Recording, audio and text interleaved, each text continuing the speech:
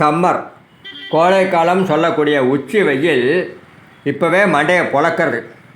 பரபரப்பான சாலைகளில் கூட பாருங்கோ, வாகன போக்குவரத்து ரொம்ப குறைவாக இருக்குது. ஜன நடமாட்டமே குறைஞ்சி போச்சு. நீங்கள் ஜனங்கள் நடக்கிறாளா பாருங்கள், ரோட்டில் ரொம்ப குறைச்சலாக இருக்கா.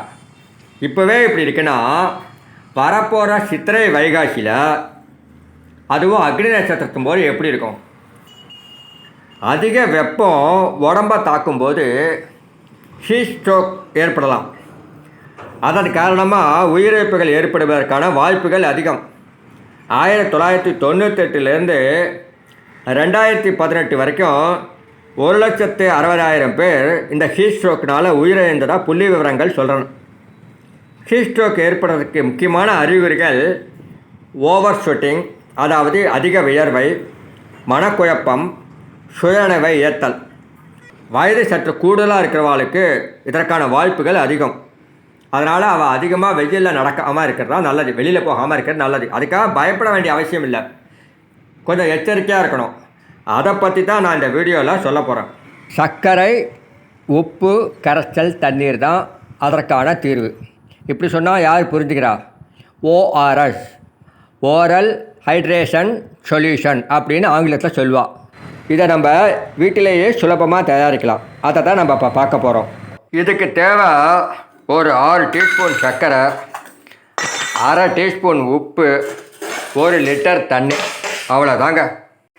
சர்க்கரைக்கு தயாரிக்கும் போது வெண்மை நிறத்தை கூட்டுவதற்காக எலும்புக்கறியை பயன்படுத்துவதால் இங்கே சர்க்கரைக்கு பதில் நான் கற்கண்டை எடுத்துள்ளேன்.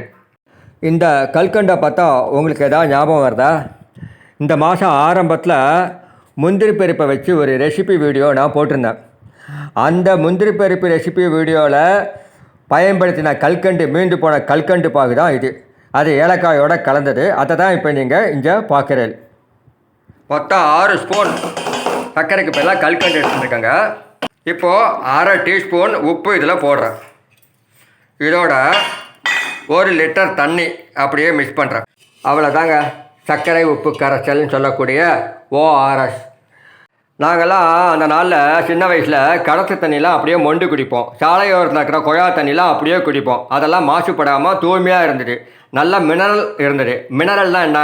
ஒன்றும் இல்லை, கால்சியம், மேக்னீசியம், சோடியம், இது 3 சேர்ந்த கலவை தான். சோடியம் 5 mg இருக்கும், கால்சியம் 3 mg இருக்கும், மேக்னீசியம் 1 mg இருக்கும். இந்த 3 சேர்ந்த கலவை தான் மினரல் வாட்டர்னு நம்ம சொல்கிறோம்.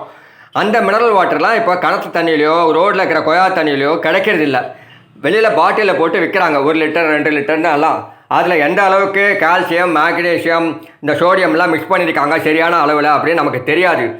அதனால தான் அந்த நாள்லலாம், வெயில் நாள்லலாம் பெரியவங்களுக்கெல்லாம் எந்த ஒரு உடல் உபாதையும் வராது. ஏதோ தண்ணியை எடுத்து வயல்வெளியில் கூட இந்த பம்பு செட்டில் கூட தண்ணியை குடிச்சிட்டா கூட எந்த பிரச்சனையும் வராமல் இருந்தது. ஏன்னா சுத்தமான மினரல் அதில் இருந்தது. இப்போ அது மாதிரி இல்லாதனால தான் இந்த சர்க்கரை உப்பு கரைசல் தண்ணியை நம்ம குடிக்கிறோம். ஆர்ஓ வாட்டர் கூட சுத்தமான மினரல் வாட்டரே கிடையாது, தூய்மையான தண்ணீர், அவ்வளோதான். இதில் இருக்கிற மினரலான அந்த மேக்னீசியம், சோடியம், கால்சியம் எல்லாத்தையும் ஃபில்டர் பண்ணி தான் ஆர்ஓ மூலிமா நமக்கு தூய்மையான தண்ணீராக கிடைக்கிறதே தவிர ஆர்ஓ வாட்டரில் மினரல் கிடையாது. அதை ஞாபகத்தில் வச்சுக்கோங்க. இந்த ஆர்ஓ வாட்டர் எந்த அளவுக்கு பியூரிட்டியாக இருக்குங்கிறதுக்கு பிஹெச் அப்படின்னு ஒரு லாகரிதமிக் ஸ்கேல் இருக்குது. பிஹெச்னா பொட்டன்ஷியல் ஆஃப் ஹைட்ரஜன், அதனுடைய மூலக்கூறு எந்த அளவுக்கு இருக்குது அப்படிங்கிறத காமிக்கிறதுக்கான ஸ்கேல் தான் இருக்கே தவிர எந்த அளவுக்கு பியூரிட்டியாக இருக்குங்கிறத காமிக்கிறதே தவிர அதில் மினரல் கிடையாது. மேக்ஸிமம் அது 7 to 14 இருக்கும். சாதாரணமாக இப்போ கிணத்து தண்ணியிலோ கொயா தண்ணியிலோ பார்த்தீங்கன்னாக்கா அதனுடைய பிஹெச் ரேஞ்சு பார்த்தீங்கன்னாக்கா மோர் தேன் 180 150 அந்த அளவுக்கு இருக்கும். அதில் ஆனால் நார்மலாக இருக்க வேண்டியது 7லேருந்து 14 வரைக்கும் தான் இருக்கணும். அதுதான் நார்மல், அதுதான் உடம்புக்கு நல்லது. ஆனால் அதில் மினரல் இருக்கிறது இல்லை.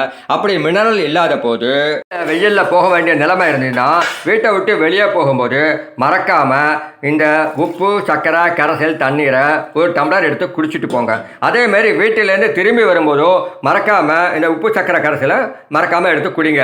இதில் கலர் நான் கல்கண்டில் பண்ணதால கலர் அந்த மாதிரி இருக்குது. அது மட்டும் இல்லை, ஏலக்காய் தூள் இல்லாமல் இதில் இருக்குது. ஏற்கனவே நான் முந்திரி பருப்பு ரெசிபி வீடியோ ஒன்று ரெடி பண்ணியிருந்தேன் இல்லையா, அதில் மீண்டு போன கல்கண்டு பாக தான் நான் இதில் ரெடி பண்ணியிருக்கேன். அதனால் அதில் இருக்கிற ஏலக்காய் தூளும் அது அந்த கல்கண்டுனாலினா இந்த மாதிரி உங்களுக்கு கலர் காமிக்கிறது. அதை பற்றி கவலைப்பட வேண்டாம். ஆனால் ஏலக்காய் கலந்த இந்த கல்கண்டில் பண்ணின இந்த சர்க்கரை உப்பு கரைசல் தண்ணியுடைய மனமும் ருசியும் அபாரம்னா அப்படி ஒரு அபாரம்.